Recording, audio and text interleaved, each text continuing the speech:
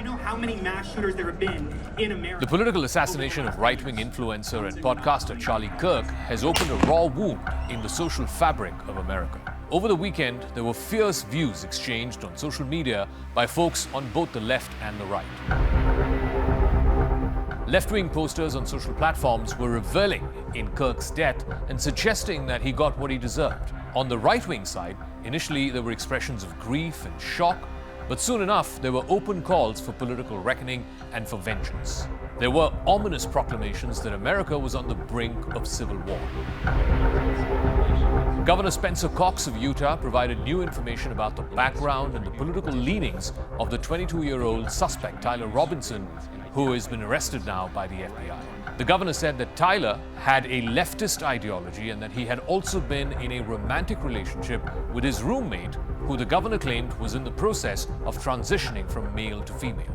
Tyler Robinson was a very normal young man who appeared to have been radicalized sometime after he dropped out of college and then moved back to his hometown in southern Utah. But the governor gave no further details. He does come from a conservative family, but his ideology was very different than his family, and so that's part of it. We do know that the roommate that we had originally talked about, we can confirm that roommate is a boyfriend who is transitioning from male to female. Charlie Kirk was outspoken on a variety of hot topics: race, gun control, abortion rights. He spoke in ways that often stoked controversy. A conservative Christian, he was also an outspoken critic of gay and transgender rights. He used to debate those who were opposed to his views on college campuses. That's how his company, Turning Point USA, became famous, and Kirk became a close Trump ally. Our 18 to 22-year-olds. Ideological opponents often challenged Charlie Kirk on his anti-transgender views when he visited college campuses to engage students in an open-air debate. Kirk was answering a question about transgenders and mass shootings at the Utah Valley University last week when he was shot dead with a single bullet. Great.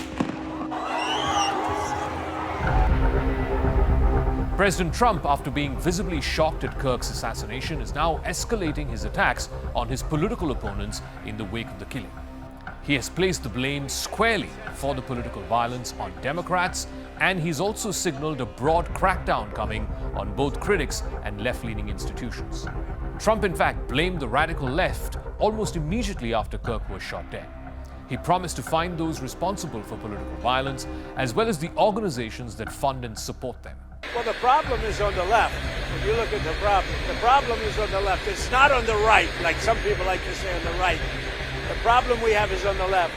And when you look at the agitators, you look at the scum that speaks so badly of our country, the American flag burnings all over the place, that's the left, that's not the right. Kirk's killing is having a deep moment of reckoning on the other side of the Atlantic as well. In London, tens of thousands of demonstrators marched through the heart of the city in a rally organized by the far-right activist Tommy Robinson. The protests were huge, and the London police were clearly ill-prepared for the sheer number of people who turned up. There were sporadic clashes between the protesters and the police, which put the British capital, in fact the entire British nation, on the edge. Elon Musk, who helped raise Tommy Robinson's profile last year, said that the left was the party of murder, and he urged protesters to fight back. In fact, he said Britain must dissolve its parliament right now. Clearly, he was also referring to the killing of Charlie Kirk on the other side of the Atlantic, which was reverberating at the weekend London protests. And then you see how much violence there's on the left, with our friend Charlie Kirk getting murdered in cold blood this week, and people on the left celebrating it openly. The left is the party of murder and celebrating murder. I mean, let that sink in for a minute. That's who we're dealing with here. Under the banner Unite the Kingdom, they marched across the Thames, past the Big Ben, amidst a sea of Union Jacks and English flags. Some carried placards which called for the open deportation of asylum seekers who had crossed the English Channel illegally. They have underestimated us for so long. And time again, every time they think They beat us down, we come back stronger. Look at these crowds, man. You are here because you love your country. We rode the storm, we weathered the storm, and today we are the storm.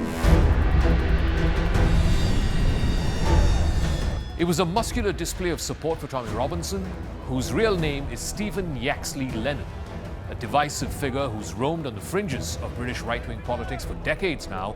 He served multiple prison sentences. Most recently, he was in jail after being sentenced to 18 months in prison for defying a court order by repeatedly making false claims about a teenage Syrian refugee who he had falsely accused of raping a British girl. Robinson was released early in May after a court reduced his sentence to 7 months. He vowed then to organize a free speech festival for his supporters. But that took on a much greater proportion, a much greater resonance after the fatal shooting of Charlie Kirk at the Utah Valley University last week.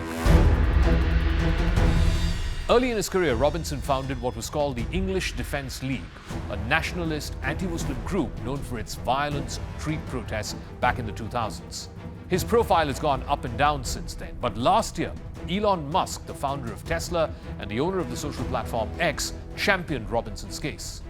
Musk pinned the slogan "Free Tommy Robinson" to his feed on X, and that naturally amplified his case around the world. But virtually everyone, whether in America or in Britain, agree that Charlie Kirk's violent death and the reaction to it, both in America and in Britain, have reopened a festering wound about the direction in which their respective countries are headed.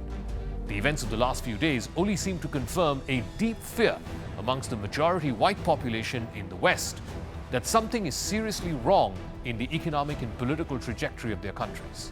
In America, it was not just about gun violence. Instead, Charlie Kirk's death at just 31 symbolized for many the collapse of a basic, common sense, almost undebatable American value, and that is, expressing a political opinion should not have to cost your life.